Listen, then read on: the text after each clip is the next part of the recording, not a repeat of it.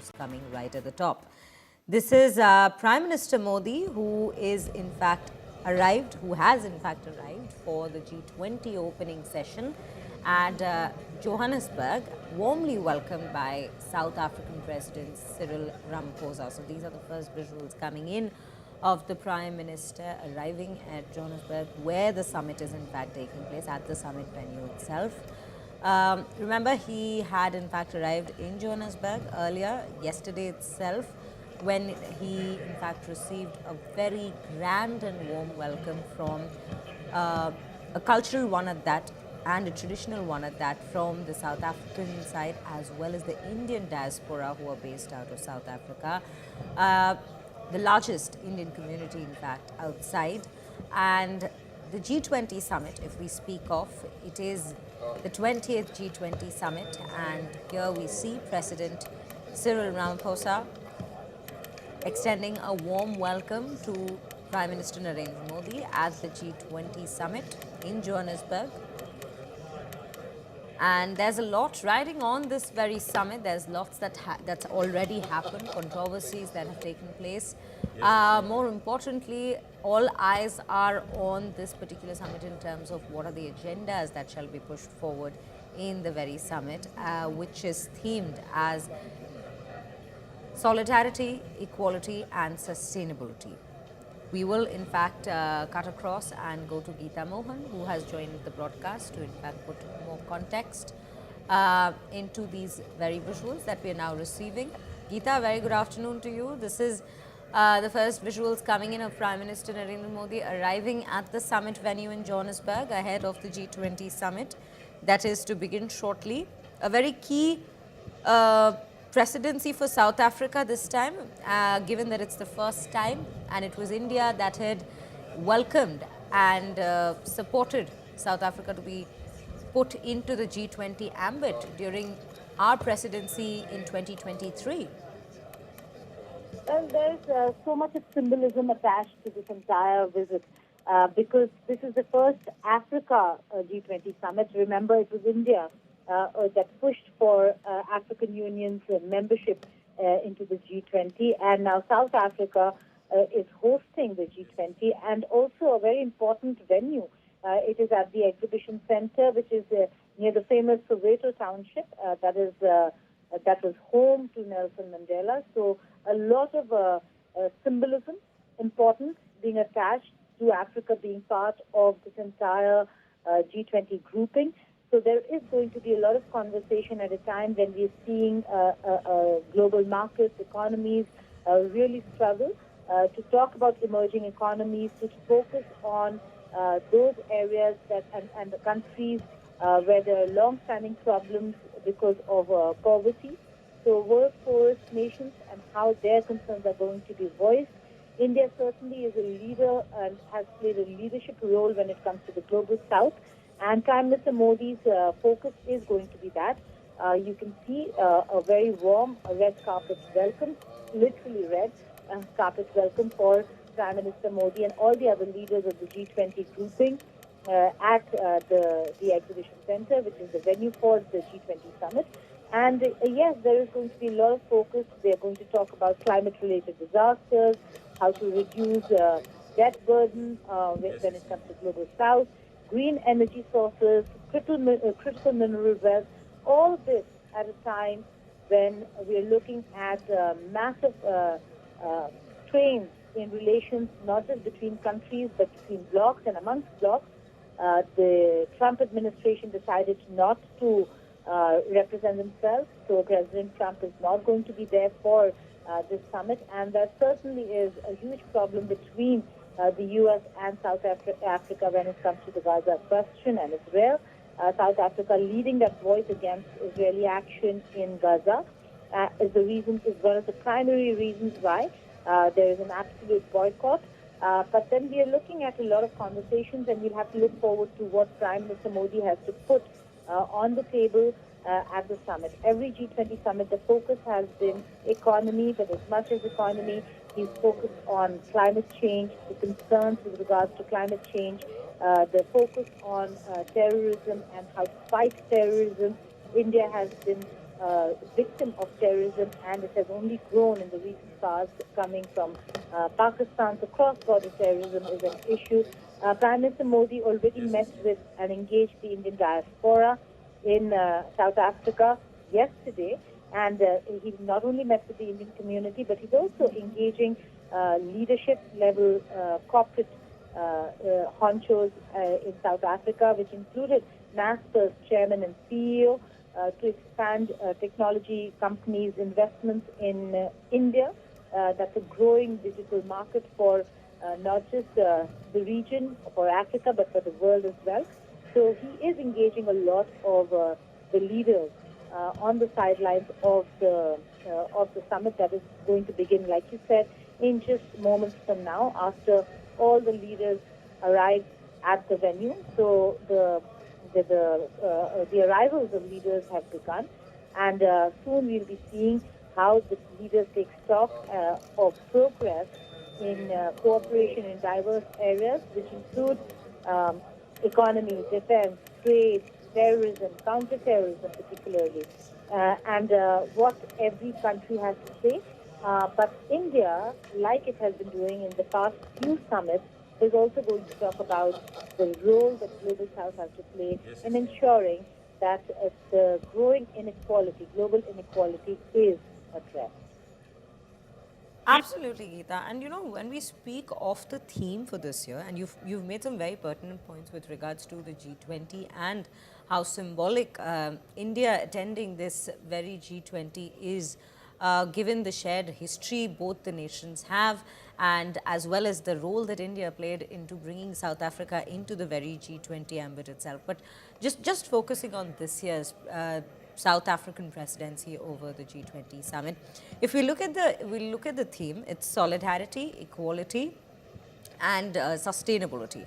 Now, when Prime Minister Modi was leaving, he had mentioned in his statement that one earth, one family, one future, that is the perspective he will be pushing for. That is the idea that he would be bringing to the table when he speaks at this very summit. And also, of course, our vision of Vasudhaiva Kutumbakam would also play a role in this very summit. So when we speak of the theme for this year, and when we speak of what the Prime Minister said he would be bringing to the table, he would be pushing forward, how are we matching the two? The Vasudhaiva Kutumbakam, that's one earth, one family, one future, was the motto of G20 that is held in India. And he's just taking that forward in South Africa as well, where they're talking about equality, sustainability, and that certainly is going to be the focus of his statement, the country statement of India, when the leadership meet and when the leaders summit begins.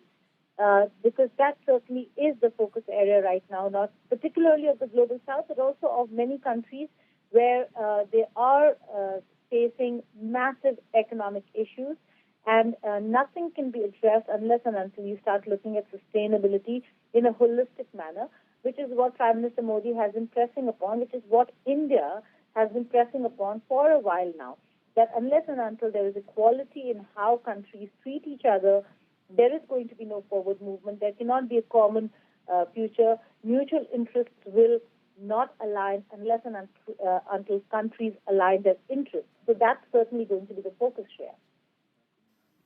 Right. And when we also, Geeta, just to put a pause on the discussion here before we proceed, just want to bring to attention at this point, these are visuals, viewers, as Prime Minister entered the very venue. This is him with Giorgia Meloni, the Italian Prime Minister. And well, we've always seen the two leaders share a bond, both for the nations India and Italy as well. And this is again quite a highlight from the summit as well. Right before the summit starts, a quick exchange, but definitely a light-hearted one between the both leaders, one that we've seen across several platforms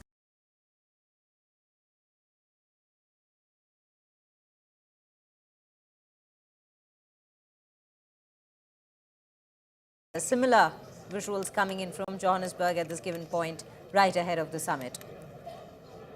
Well, Geeta, these are the visuals we are, in fact, seeing right now coming in from Johannesburg. Prime Minister Meloni with Prime Minister Modi at this given point. A short but pleasant exchange that we see between the two leaders. It's something fun also. It's always the case when Meloni meets Prime Minister Modi. They end up doing something such as the one they did last time around. They did one in Canada as well as in Indonesia, a selfie video. So expect them to maybe do that. But also, Shreya, just taking you through what's happening in Johannesburg. There were leaders who are coming and who are going to attend, which includes French President Emmanuel Macron, our own Premier Modi, Chinese Premier Li Keqiang.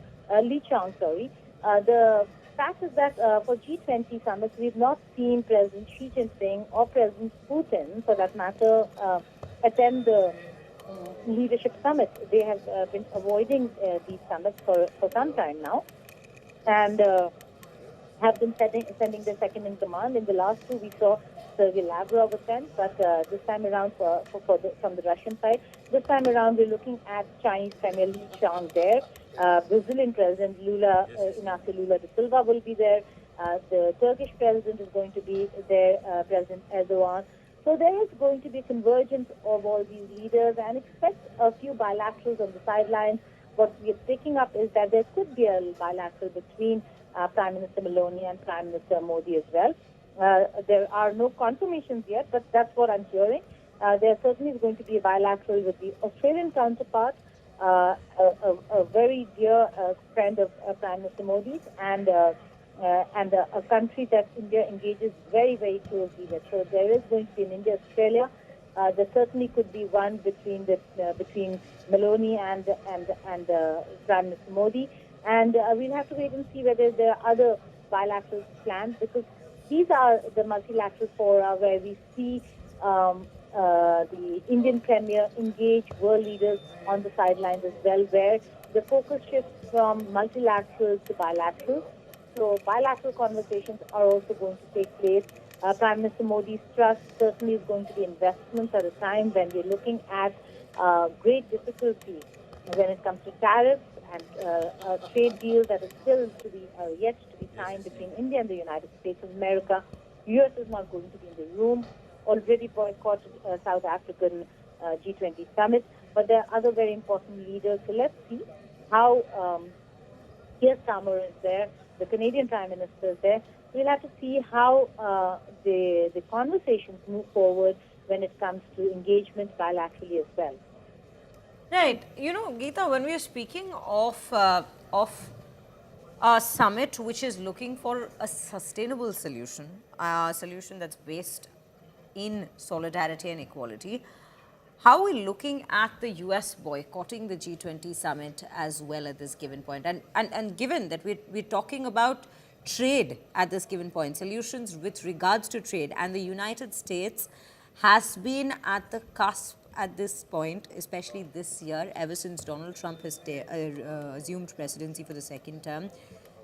All trade-related controversies or trade wars, for that matter, negotiations that have happened across the world have majorly involved the United States. At this point, a US not taking part in such a summit, how would you say that might in fact affect looking for a larger solution which would cater to all nations? Well, U.S. not participating certainly is going to impact how the countries move forward. But the fact is that over here the focus is also on how the countries come together, and it is not like the U.S. President or America per se is not going to engage all these countries. There is a very specific reason for Donald Trump to boycott South Africa, and South Africa is the host of G20. But the larger perspective on how they want to engage the world, how they want to engage the leadership of G20 is something that they're not going to stop doing, because diplomatically it does not work in America's favor to boycott the grouping per se. But yes, Trump not being there in the room and America not putting forth its agenda is certainly going to impact the larger process of how countries come together, despite and in spite of problems that they have individually, maybe with each other. Right, Geeta. Thank you for bringing your perspective as well as in sharing insights on what this G20 summit shall be discussing, where lies the focus at this point, what might the outcomes be, but more importantly, the leaders who have started arriving. The president, the South African president, has already begun with his keynote address at this point. We could just see visuals coming in a little while ago, and at this point, these are the visuals that have come in of the very venue, or rather from the very venue of the summit, right ahead of the summit commencing. And now we will be keeping a track of how each of the sessions go. Remember, Prime Minister Modi is in fact to speak in all three sessions, and we will in fact keep bringing you updates on how the sessions proceed.